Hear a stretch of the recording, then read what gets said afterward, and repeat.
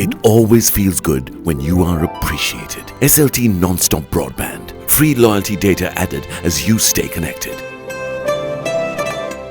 ලෙන්ගතුකම වැඩි කරගන්න ලව්ජු රුපියල් 50ට අඩු කළා. මාමේ එන්න අපිට එකක් බොමු.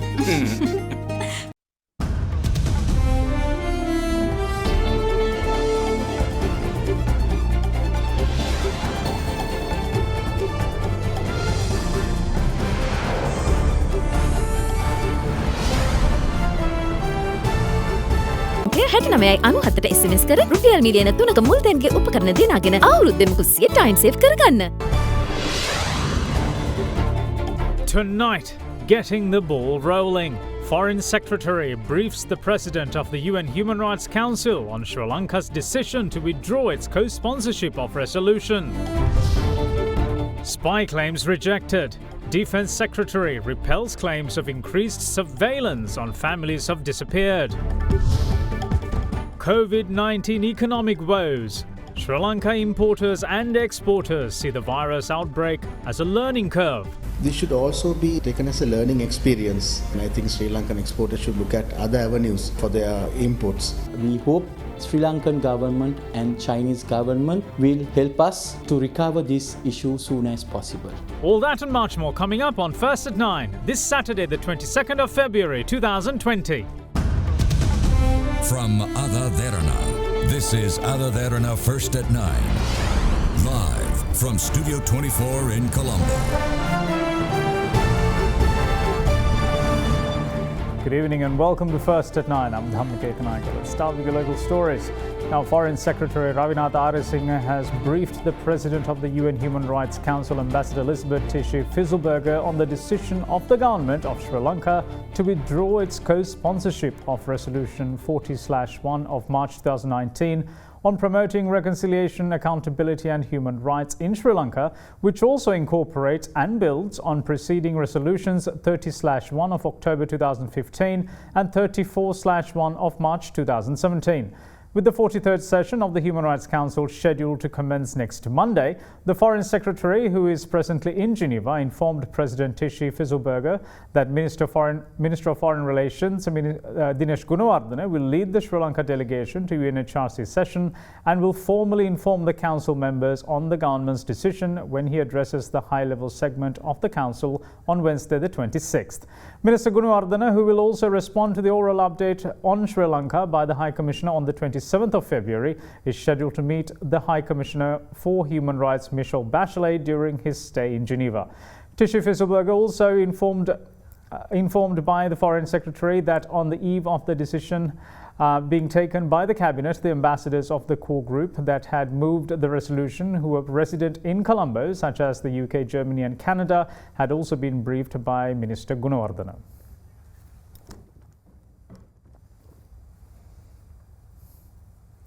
The Minister of Defence has the Ministry of Defence has come out fighting against the accusations levelled by the Human Rights Watch, which claim that families of enforced disappearance and activists supporting them are under the microscope of the Sri Lankan security forces and intelligence agencies. Defence Secretary Major General Kamal Gunaratne denied the allegations, saying that apart from operating routine security network, the security forces and intelligence agencies are not engaged in monitoring any specific group of people. He also raised the possibility of these allegations being levelled against Sri Lanka's security forces to discredit the government, targeting the Geneva UN Human Rights sessions. The Human Rights Watch, releasing its new report, has claimed Sri Lankan security forces and intelligence agencies have intensified surveillance and threats against families of victims of enforced disappearance and activists supporting them since Gotabaya Rajapaksa became the president in November 2019. Defence Secretary Major General Kamal Gunaratne, however, rejected the allegations, insisting that other than operating routine security network, security forces and intelligence agencies are not focusing any of those relatives of missing persons. He said, quote, "We have not used any of the intelligence segments of the armed forces or the police to keep a tab on those families," unquote.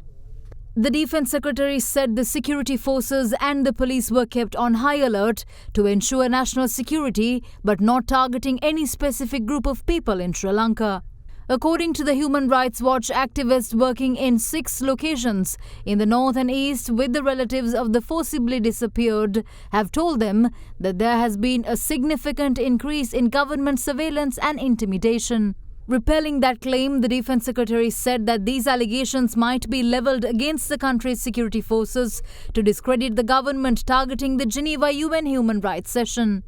In the statement released by the Ministry of Defence, Major General Gunaratne went on to say that the entire intelligence network, which was functioned in isolation and was in disarray, was brought under a strong network following the directives of President Gotabaya Rajapaksa to face future security threats to ensure national security to prevent deadly incidents like Easter Sunday suicide attacks. The Defense Secretary requested the New York-based rights organization to verify the authenticity of those who claimed that the families of missing people and their supporters were intimidated by the Sri Lankan security forces and intelligence agencies. Now, China experienced something of a reprieve over the last 24 hours as the country's new COVID-19 cases showed a downturn. It, however, is a different story for the rest of the world as a surge is observed in new infections. Iran and Italy reported a combined number of cases of 26, while South Korea became the country to record the highest number of cases outside mainland China. As the number of COVID-19 cases in South Korea more than doubled overnight, Sri Lanka's Minister of Foreign Relations said that the Sri Lankan embassy in Seoul is closely monitoring and coordinating efforts to ensure the safety of Sri Lankans residing there. South Korea is now recognized as the country with the highest number of confirmed infections outside mainland China, as its total infections rose to 433, inclusive of 299 newly confirmed cases since yesterday. Authorities say that many of the new cases are linked to a hospital and to a religious group near the southeastern city of Daegu. In a statement, the Korea Centers for Disease Control and Prevention said that of the 229 new cases, all of which from the Daenim Hospital in Chengdu, with 9 staff members also being among the infected. Although South Korea had only recorded 2 coronavirus deaths thus far, the overnight surge in new cases increases the possibility of more deaths. With South Korea's number of COVID-19 cases increasing twofold overnight, Sri Lanka's Ministry of Foreign Relations said that they are monitoring and coordinating efforts with the Sri Lanka Embassy in Seoul to ensure the safety of Sri Lankans residing in the country, particularly in the city of Daegu, where 915 Sri Lankans reside. According to the Sri Lanka Embassy in Seoul, presently no Sri Lankans have fallen victim to the virus. Over 20,000 Sri Lankans comprising migrant workers as well as students reside in that country. The total number of new COVID-19 cases on mainland China has been experiencing a drop lately, as China reported a total of 397 new cases as of the 21st of February, compared to 889 cases reported the day before, raising the total number of infections on mainland China to 76,288. While the central province of Hubei, the epicenter of the outbreak, reported 109 new deaths, 90 people were reported to have died from the virus in Wuhan, raising the overall total deaths in the country to 2,345.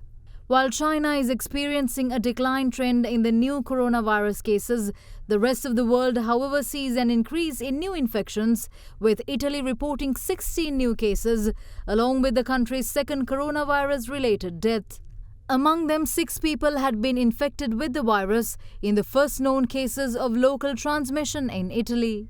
The government of Italy announced extraordinary measures, including the suspension of all public events and working activities in several small towns southeast of Italy's financial capital, Milan. Iran, meanwhile, reported 1 more death and 10 new cases of coronavirus infections within the Islamic State, bringing the total number of deaths in the country to 5, with the number of infections totaling to 28. In the meantime, 82 Chinese and 2 Macau passengers aboard the novel coronavirus-inflicted cruise liner Diamond Princess arrived in Hong Kong today. Despite all the Chinese passengers testing negative for the virus, they were taken directly to a quarantine center in the New Territories for 14-day quarantine in Hong Kong. Meanwhile, Director General of the WHO Tedros Adhanom Ghebreyesus urged the international community to act, as he believes that the window of opportunity to contain the virus is narrowing.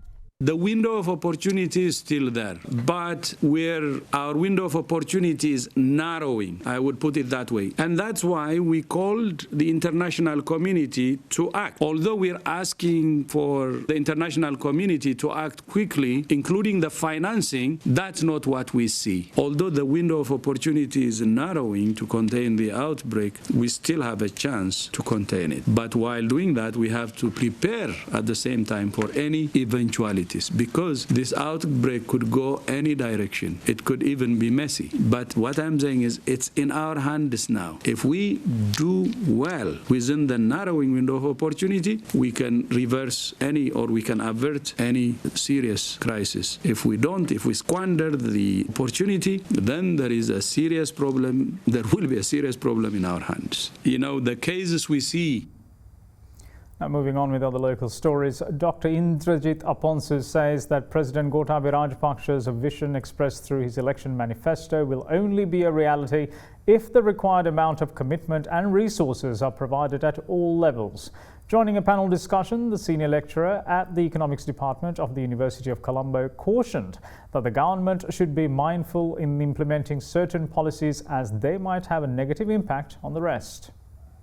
What are the challenges this particular framework will have? The economic expectations in the long and medium term are threatened by short-term expectations because people are becoming very impatient. People now want results very quickly, and these results come at a cost to the medium and long-term perspectives. So in particular, the fiscal front could be quite challenging. As you can see in the framework, there is a lot of government engagement in cash outlays and expenditures. It is, however, noteworthy that the government has committed to a moratorium of wasteful public expenditure, thereby relieving the pressure on the public expenditure and also current account balances, as much of the expenditure are import-driven. Now, this is something which has not been seen in the past. This gives some kind of credibility, even though the risk factors are there, that the fact that government very explicitly says for 3 years the government expenditure will be on a moratorium, especially on the expenditures that are non-essential. The irony of these expenditures are this is having a knock-on effect on balance of payments, especially the current account on imports. The policies envisage a deep commitment and resources at all levels. So this is another challenge President's vision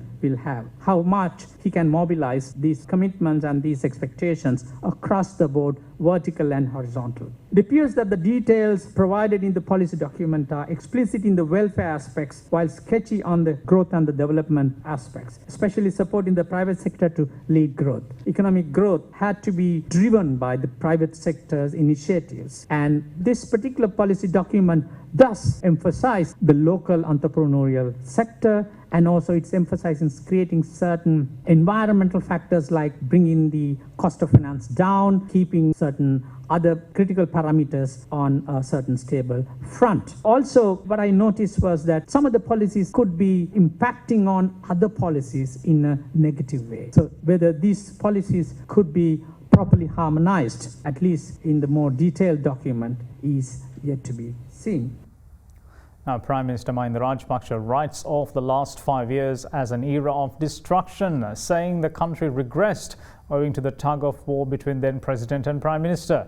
Addressing an event in Harispattuwa, the Premier once more took aim at the current opposition, accusing it of failing to recognise what is good for the people. He also revealed that he personally objected to taking over the government following the presidential election win, but majority consensus won the day. The new Harispattuwa Divisional Secretariat, constructed with an investment of 80 million rupees, was unveiled yesterday with the patronage of Prime Minister Mahinda Rajapaksa. යම්කිසි හොඳ වැඩක් කරනවා නම් ඒ හොඳ වැඩේට අපේ සහයෝගය අපි හැම වෙලාවෙම දුන්නා. ජාතියට ජනතාවට ප්‍රයෝජනයක් වෙන. එහෙම නැත්නම් යාලට ප්‍රයෝජනවත් වෙන වැඩවලට අපි සහයෝගය දුන්නේ නැහැ හැමදෙරෝනේ. උත් අපි දන්නවා ඒ තත්ත්වය අද ඇති වෙලා නැහැ. මම නම් ඇත්තටම මේ අවස්ථාවේදී මේ ගැන සාකච්ඡා කරනකොට මම කිව්වා මේක බාර ගන්න එපා කියලා. ආණ්ඩුව එයාලටම දෙන්න කියලා කරගෙන යන්න. හැබැයි අපි වැඩි දෙනා කිව්වේ බාරගෙන අපි මේක කරමු කියලා. විපක්ෂයට වැඩි ප්‍රමාණයක් ආසන තියාගෙන ඉදිරියට යන්න පුළුවන් කමක් නැtei කියලා අපි විශ්වාස කරා මේ තත්ත්වය ඇති වෙයි කියලා. අපිට පළවෙනි අවස්ථාවක් ලැබෙනවා මාර්තු මාසෙදී. පළවෙනිදා පස්සේ ඕනෑම අවස්ථාවක පාර්ලිමේන්තුව විසිරලා මහමැතිවරණයකට යන්න. පෞගිය පස් අවුරුද්දේ වැඩක් කෙරුණේ නැත්තේ ඇයි? මෛත්‍රීපාල යෝජනා කරනකොට රනිල් විරුද්ධ වෙනවා. රනිල් යෝජනා කරනකොට මෛත්‍රීපාල ජනාධිපතිවරයා විරුද්ධ වෙනවා. ඉතින් ඔයක තමයි සටන තිබුණේ.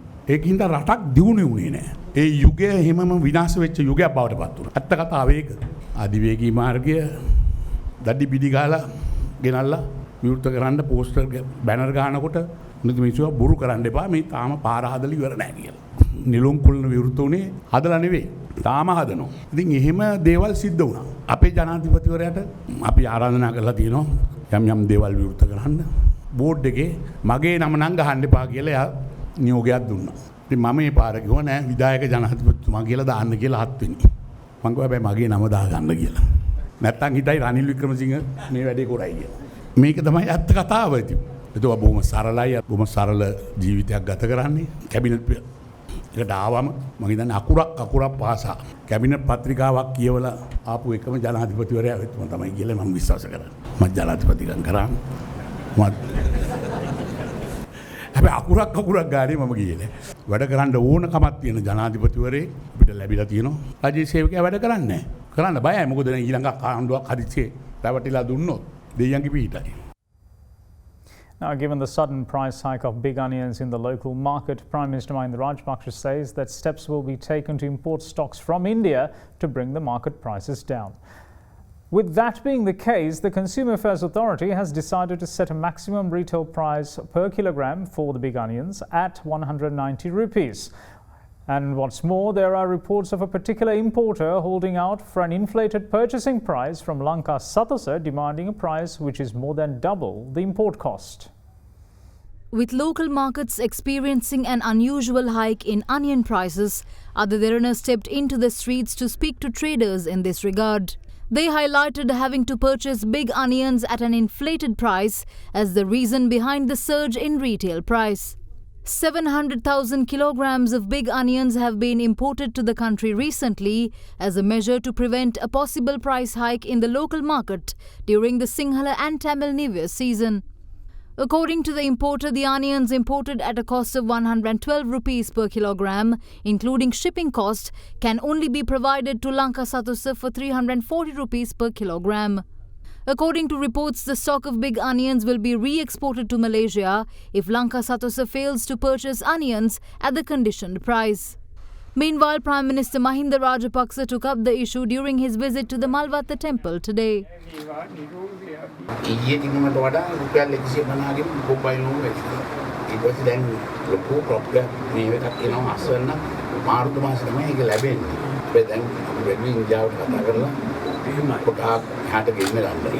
පාකිස්තාන් වෙලෙන්දුව උඩ ගහගෙන ඉන්නවා කියලා දැනගන්න තියෙනවා. ඉතින් අපි ඒක දැක්සොයි. යාලා කියනවා ටික දෙන්නේ නැහැ කියලා කියනවා. අදුල්ලේ තමයි අපි දැනගත්තේ. සමහරව ලුණු හංගගෙන ඉන්නවා ගබඩාවල. ඉතින් අපි දැන් ඒ ගැන වෙලා බලලා මම ඉන්දියාවට දැන් කතා කරන්න බලාපොරොත්තු වෙනවා. මොකද ඉන්දියාවට සුමාන දෙකකින් ලොකු අස්වන්නක් ලැබෙනවා. අපි බලාපොරොත්තු වෙනවා ඉන්දියාවත් එක්ක කතා කරලා විශේෂ ආධාරයක් වශයෙන් මේක එවන්න කියලා කියනවා.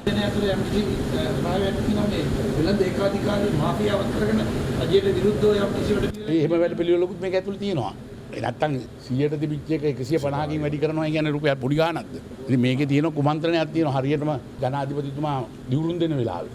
තමයි දවසේ තමයි මේ හාල් මිල වැඩි කරන්නේ. ඉතින් මේකේ පේනෝනේ මොකක් හරි රහසක් තියෙනවා කියලා.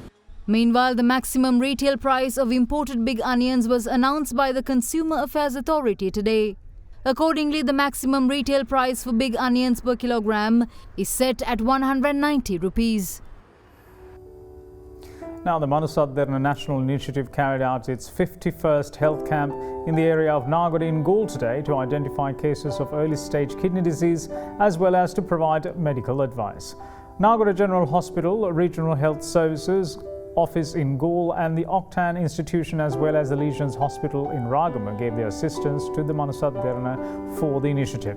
Blood and urine tests were performed to identify any possible cases of renal failure. Blood tests were conducted by Cipla Institution, while Sri Lanka Eye Donation Society conducted free eye examinations and also provided patients with spectacles. Bags of nutrition were meanwhile provided for expectant mothers in the area, while vouchers for school stationery and footwear were given to a number of school children.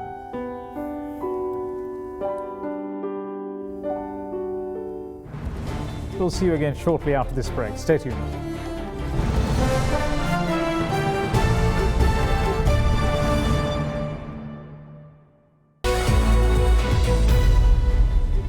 Welcome back. You're watching First at 9. Now, the outbreak of the novel coronavirus, later named as COVID-19, is taking its toll on the global economy, with many economists now expecting a larger impact than experienced during the SARS outbreak. The implications for Sri Lanka are also quite significant, given the trade and tourism exposure to the Chinese economy and the overall disruption to the global supply chains. With China emerging as the leading import partner for Sri Lanka, accounting for 21% of total imports, and Chinese tourists being the third highest source market for tourism arrivals last year, Sri Lanka has a significant task ahead in preventing the country's economy from taking a dip. With the coronavirus outbreak spreading far beyond its source in China, companies are braced for a hit on profits as demand slumps and production is disrupted in the world's second largest economy and beyond. Countries most dependent on China due to their economic relations might possibly be hit the hardest, including countries in Asia and the Pacific. Sri Lanka is no exception, given its close links to China in terms of trade, investment and tourism. According to a recent publication by the Overseas Development Institute on countries most susceptible to a negative economic impact of the coronavirus outbreak, Sri Lanka was listed in the most vulnerable category. Currently, China accounts for 3% of Sri Lanka's total exports and 21% of its imports. While China is not an important export market compared to the US, India, Germany and the UK, the likes of metal ores, footwear, base metals may be affected, with a slump in demand in China, which accounts for more than 20% of these exports. Sri Lankan exports market too is feeling ill effects of the deadly virus outbreak due to China being one of its biggest raw material suppliers. In terms of value, we have not yet established that. We are in the process of communicating with our members to see the impact in terms of US dollars. But surely there will be a negative impact. As far as we know, there are many exporters who are looking for other avenues for their imports, for their raw material imports, so that they could continue their production without any disruption. We as an exports chamber, we are engaging in a program to identify our member exporters who are importing raw material from other countries other than China and producing goods. So we are engaging in a digital marketing campaign, and also we are working closely with the international chambers and creating awareness of what Sri Lanka can produce and supply to close the gap that has been created due to this. This should also be taken as a learning experience. A lot of Sri Lankan exporters are depending a lot on their raw materials from China, and I think Sri Lankan exporters should look at other avenues as well for their imports, so that issue like this will not affect their production. The effect on Sri Lanka would be greater on the import side, since China is the second largest source of goods to Sri Lanka after India. A wide range of imports such as machinery and appliances, fabrics, cotton, iron and steel, plastics are likely to be affected due to shipment delays as a result of factory closures and transport restrictions in China.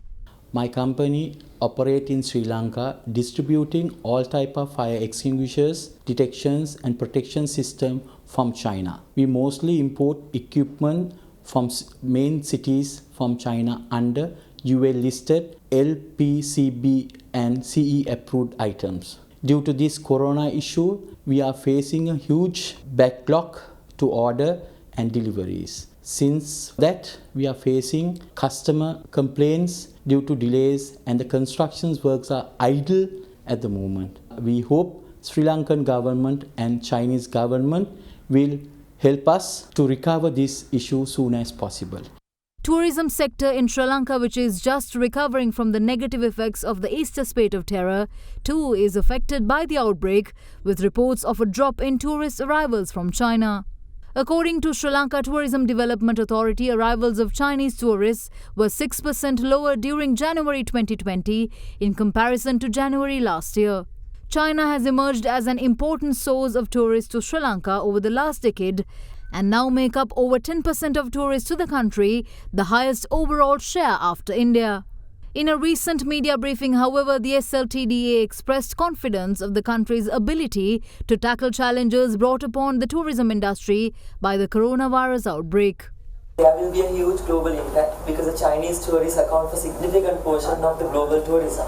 This will obviously impact us too, but we will take all measures, and we are discussing with some of the industry stakeholders as well, how we are going to pitch to the Chinese market and whether we need to look at a different profile in terms of pitching a little bit to the middle to high-end market as well. Already you will see there is a drop of about 3,900 drop from Chinese tourists. Yes, we will have an impact, but we have handled challenges before. We will handle the challenges in the future.